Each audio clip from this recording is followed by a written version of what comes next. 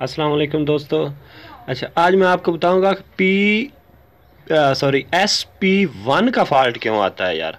अच्छा, उसकी शॉर्ट सी वीडियो है, बिल्कुल ना 1 मिनट में ही शायद वीडियो बन जाए और आपको समझ लग जाए कि सबसे पहले हमने PB में जाना है। ठीक है, PB में चले गए, PB में इंटर करना है।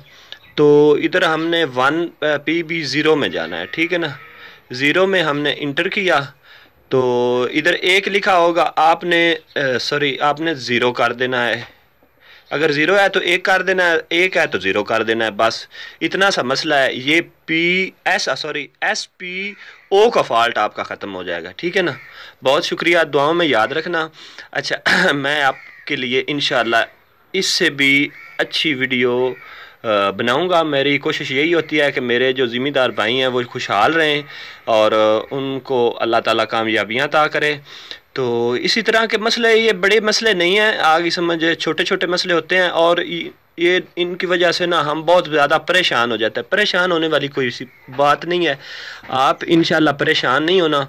तो जो भी मसला है वो सब आजकल इंटरनेट पे हर मसले का हल है।